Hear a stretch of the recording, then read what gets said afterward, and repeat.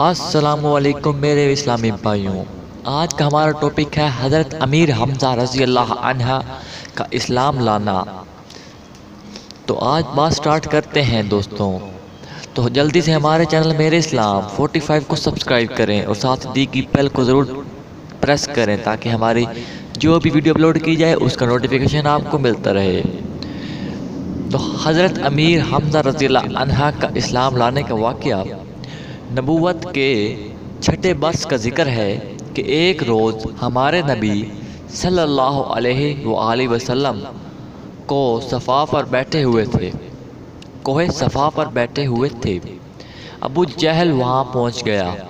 اس نے نبی کریم صلی اللہ علیہ وسلم کو پہلے گالیاں دی، اور جب نبی صلی اللہ علیہ وآلہ وسلم گالیاں سن کر چپ رہے تو اس نے ایک پتھر حضور صلی اللہ علیہ وآلہ وسلم کے سر پر دے مارا، جس سے خون بہنے لگا۔ نبی صلی اللہ علیہ وآلہ وسلم کے چچا حمزہ رضی اللہ عنہ کو خبر ہوئی تو وہ ابھی مسلمان نہ ہوئے تھے، تو غرابت کے جوش میں ابو جہل کے پاس پہنچ گئے اور اس کے سر پر اس زور سے گمان ماری کہ وہ زخمی ہو گیا۔ حمزہ رضی اللہ عنہ پھر نبی صلی اللہ علیہ وآلہ وسلم کے پاس گئے اور کہا، بھتیجے تم یہ سن کر خوش ہوگے کہ میں نے ابو جہل سے تمہارا بدلہ لے لیا؟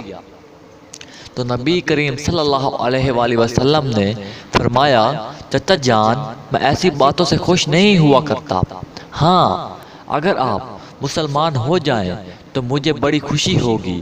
حضرت حمزہ رضی اللہ عنہ اسی وقت مسلمان ہو گئے۔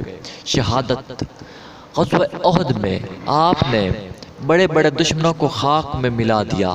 وحشی غلام نے ایک پتھر کے پیچھے چھپ کر حملہ کیا آپ پر۔ آپ رضی اللہ پر کیا زخم نافس کے قریب لگا جس سے آپ شہید ہو گئے۔ دشمنوں نے آپ کا جگر نکالا، کان کاٹے، چہرہ بگاڑا، پیٹ چاک کر دیا۔ نبی صلی اللہ علیہ وسلم یہ حال دیکھ کر تو سخت غمگین ہوئے اور شہدائے الشہید۔